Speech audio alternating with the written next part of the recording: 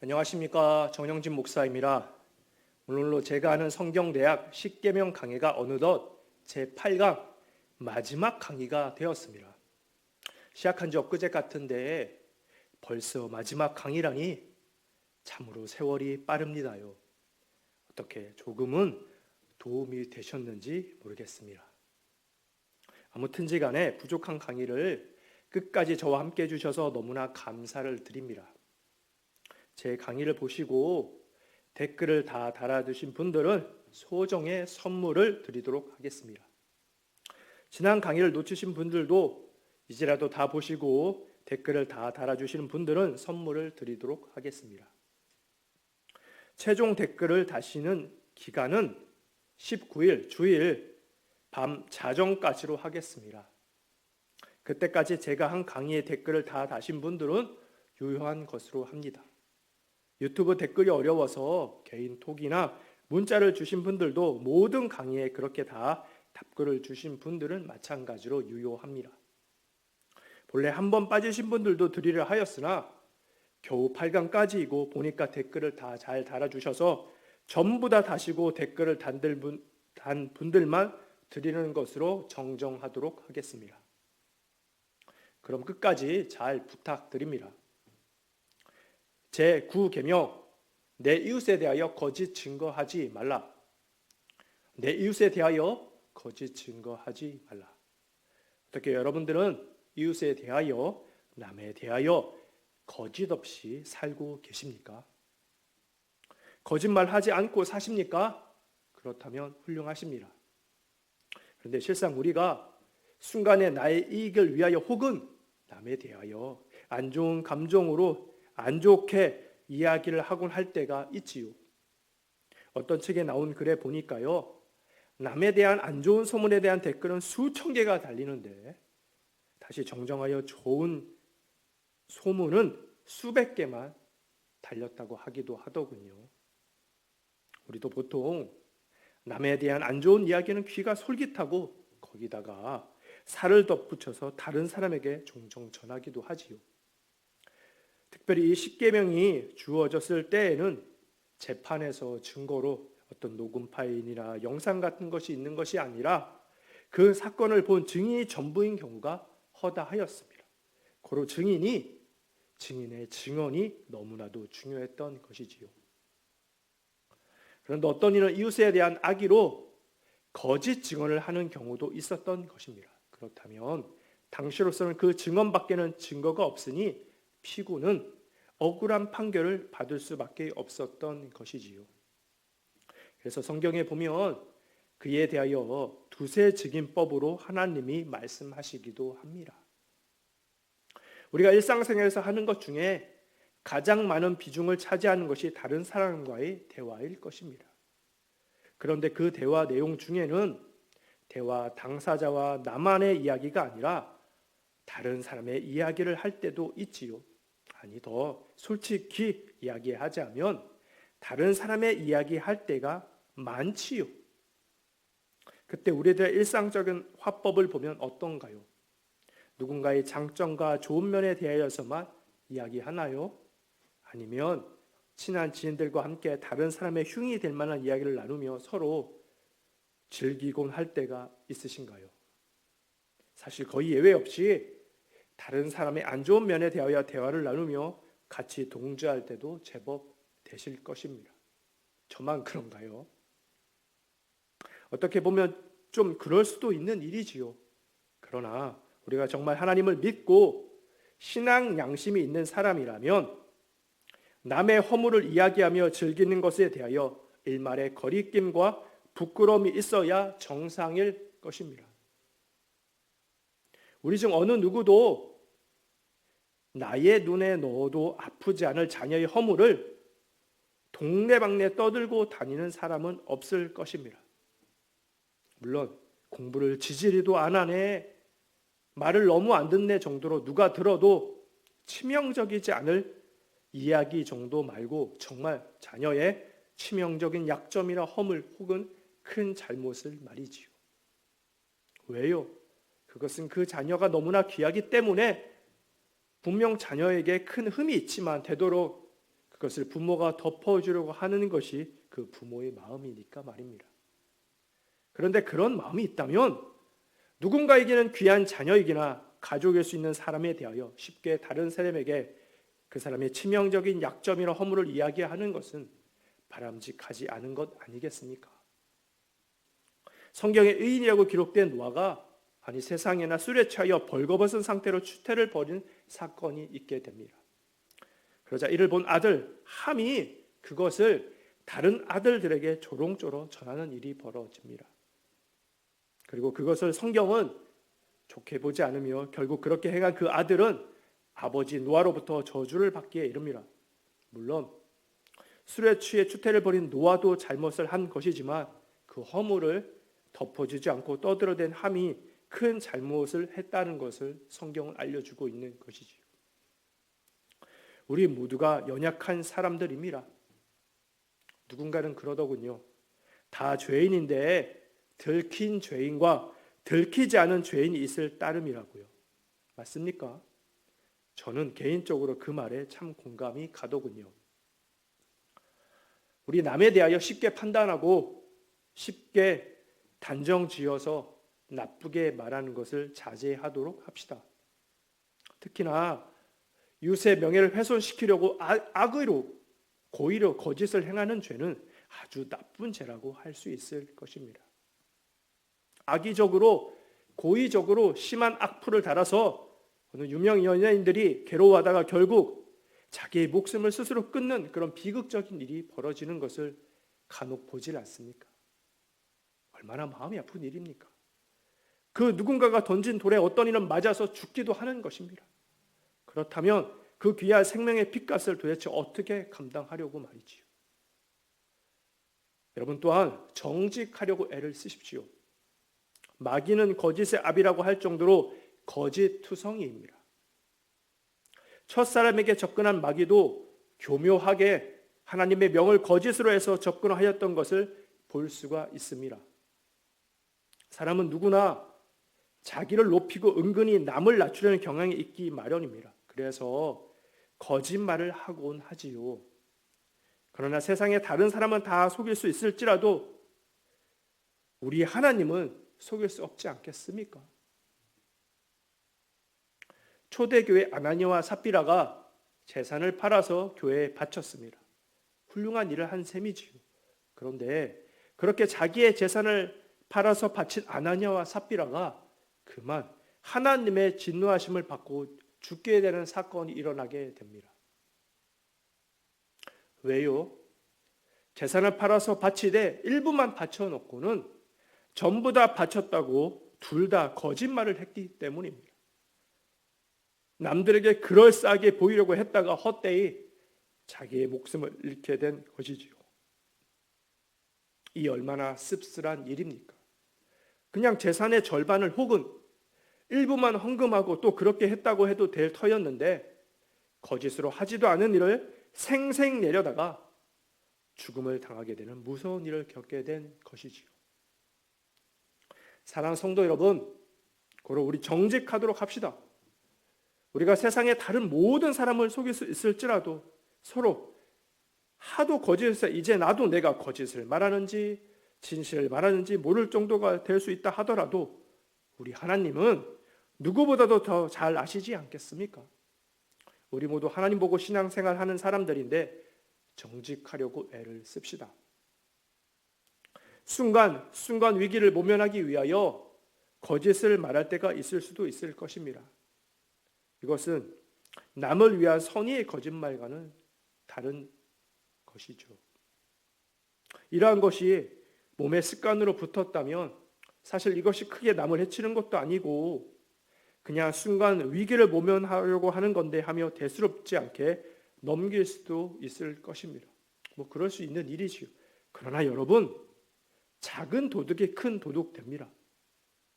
우리가 정말 예수 믿는 사람이라면 할 수 있는 한 순간의 불이익이 닥치더라도 그야말로 정직하려고 애를 써야 하는 것입니다. 그리고 우리 인간이 본래 악한 본성을 타고났기에 거짓은 너무나 쉬운 일입니다. 누가 가르치지 않더라도 아이들도 그냥 알아서 거짓말을 잘 합니다. 그러기에 더욱 우리의 육을 쳐서 믿는 사람으로서 정직하려고 애를 써야 하는 것입니다. 정직하여 하나님의 능력을 덧입는 사람들 다 되시기를 바랍니다. 제10계명, 내 이웃의 집을 탐내지 말라. 내 이웃의 아내나 그의 남종이나 그의 여종이나 그의 소나 그의 낙이나 무릇 내 이웃의 소유를 탐내지 말라. 다시요. 10계명 마지막 계명 제10계명, 내 이웃의 집을 탐내지 말라. 10계명 마지막 계명은 말합니다. 내 이웃의 집을 탐내지 말라는 것입니다.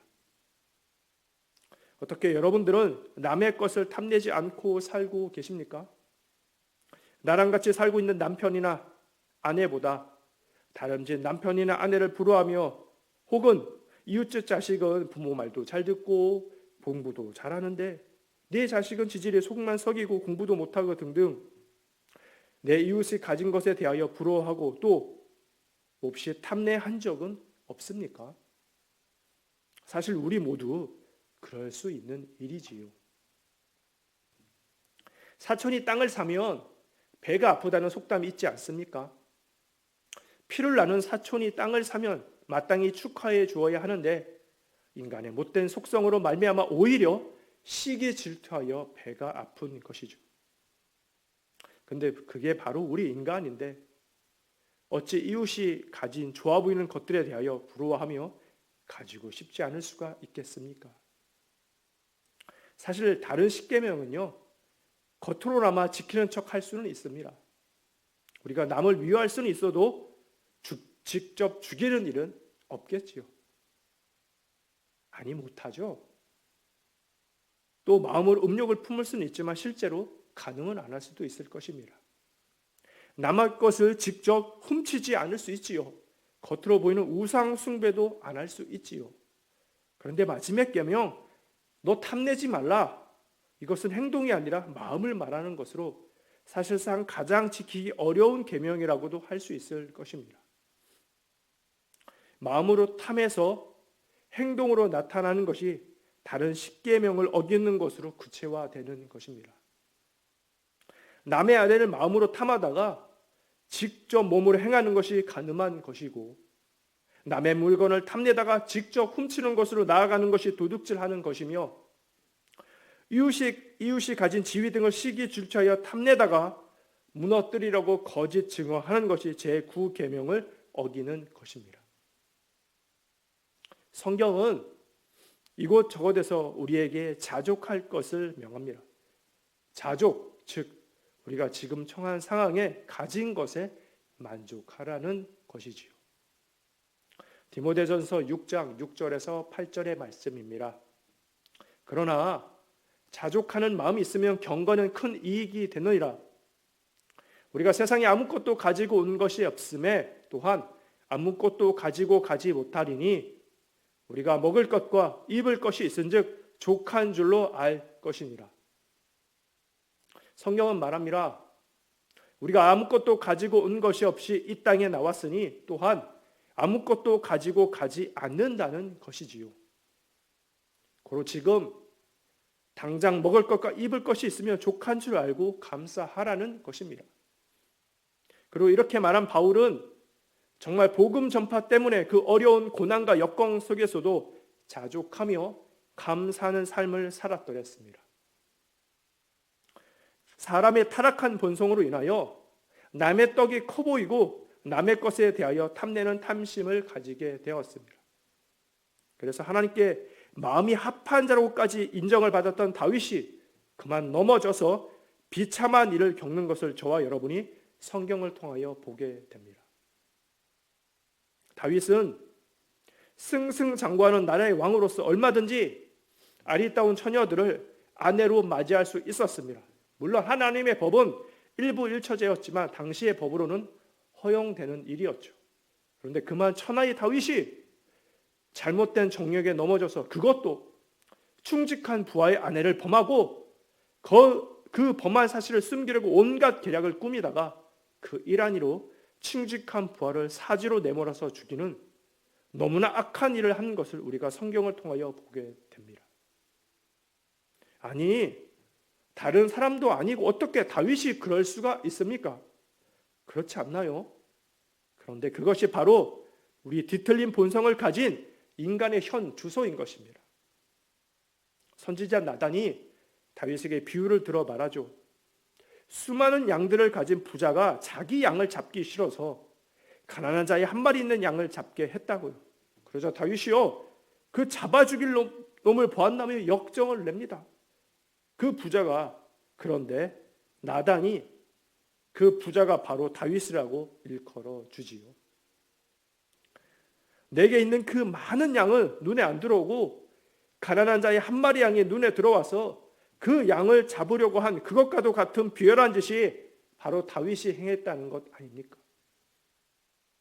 마지막 계명은 탐심에 대하여 우리의 경고를 주고 있는데, 사실 탐심을 가졌다고 하여 우리의 실정법상으로 우리를 잡아가거나 하지 않습니다. 벌을 주지 않습니다.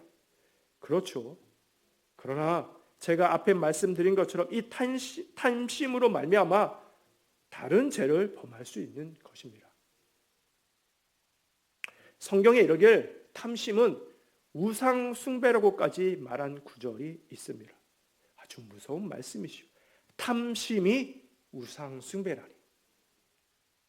그런데 예나 지금이나 우리가 좋아하는 돈, 물질을 생각한다면 이해가 조금은 되실 것입니다. 우리가 돈을, 물질을 숭배하는 경향이 있지 않습니까? 세상에 많은 범죄들이 이 돈 때문에, 물질 때문에 일어나는 일들이 얼마나 많습니까? 돈 앞에, 물질 앞에 부모 자식도 없고 형제 자매도 없고 친인척 친구도 눈에 보이지 않게 만드는 것이 바로 이 돈 때문인 경우가 허다한 것이지요. 전도서 5장 10절의 말씀입니다. 은을 사랑하는 자는 은으로 만족하지 못하고 풍요를 사랑하는 자는 소득으로 만족하지 아니하나니 이것도 헛되도다. 그야말로 금수저, 아니 다이아몬드 수저로 태어나서 눈에 보이는 모든 것들을 다 가져보고 해보기도 한 솔로몬이 전도서를 통하여 말을 합니다. 헛되고 헛되니 모든 것이 헛되더라는 것이지요. 그가 말하기를 은을 사랑하는 자는 은으로 만족하지 못하고 풍요를 사랑하는 자는 그가 가진 풍요로 만족하지 못한다는 것입니다. 여러분, 여러분의 통장 잔고에 얼마쯤 있으면 만족하고 사시겠습니까? 10억? 100억? 지금은 쉽게 지금 가진 것의 몇 배만 있으면 족하다고 답할지 모르나 실제로 그 돈을 가지게 되면 생각이 달라지게 되실 것입니다. 더 크고 좋은 것이 눈에 보이는 것이죠. 우리 인간은 속성상 만족하지 못하고 더를 추구하게 마련입니다. 그러다가 죄를 짓고 하나님을 떠나게 되기도 하는 것이지요. 사랑하는 여러분, 우리 자족합시다. 하나님이 내게 주신 모든 것에 감사합시다. 남의 것과 비교할 것이 아니라 그냥 주신 것에 자족하며 삽시다. 그것이 하나님이 기뻐하시는 삶인 것입니다. 지금 우리 중 예전과 달리 대부분의 사람들이 밥도 먹기 힘들 정도로 절대적으로 빈곤한 분은 드물 것입니다. 물론 간혹 있을 수는 있지만 대부분은 어렵더라도 국가의 혜택으로 밥은 드실 수 있으실 것입니다. 오히려 지금 시대는 상대적인 비교로 마음이 어려운 것이지요. 나는 공짜폰 쓰는데 친구는 100만 원, 200만 원 되는 폰을 쓰면 부럽고 속이 상하고, 나는 청가방 들고 다니는데 누구는 명품 가방 들고 다니면 속쓰리고 뭐 그런 것이지요. 근데 사실 그렇게 나가면 한도 끝도 없습니다. 우리의 탐심은 끝을 모르니까요. 아합이 나봇의 포도원을 가지지 않아도 그는 충분히 부자하건만 다른 얼마나 좋은 포도원과 밭이 많건만요. 그만 나봇의 포도를 가지고 싶어 죽겠는 것을 어쩝니까? 오죽했으면 나봇의 포도원을 가지지 못해서 아예 병이 나서 들어 눕는데 말입니다. 왕이 말이죠. 우리 자족합시다. 그리고 이것도 훈련이 필요합니다. 당연히 내가 못 가진 것에 대하여 부럽고 시기심이 날 수 있습니다. 그러나 내가 가진 것에 자족하고 감사히 여기는 것이 하나님이 기뻐하시는 삶인 것입니다. 그렇다면 노력하고 애를 써야 하지요. 그리하면 훗날 더 높은 지위, 더 많은 재산을 가진다 하더라도 그 위치를 이용하여 다윗이나 아합같이 범죄하지 아니하고 오히려 내가 가진 것으로 베풀고 나누며 하나님이 기뻐하시는 삶을 살 수 있을 것입니다.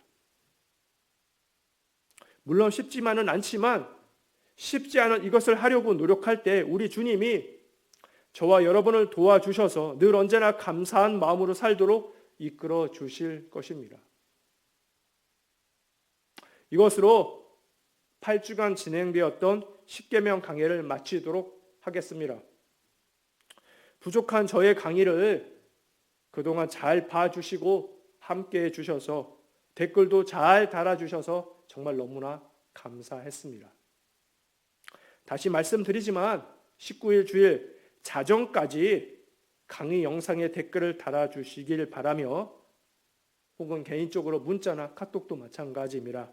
댓글을 다 달아주신 분들에게 소정의 정말 소정해요. 작은 선물을 지급하도록 하겠습니다. 그러니까 서로 착오가 있어서 못 받더라도 너무 서운해하시지 마시고 또 제가 나중에 추후 알리실 테니까 착오 있는 분들은 저에게 조용히 말씀해 주시면 됩니다. 제가 후에 우리 전체 단톡방을 통하여서 해당되시는 분들의 명단을 올리도록 하겠습니다. 그럼 그동안 정말 감사했습니다. 다음 강의는 다른 목사님이 진행해 주실 텐데요. 많은 시청과 또한 더 많은 응원 바랍니다. 그럼 모두 사랑하고 축복합니다.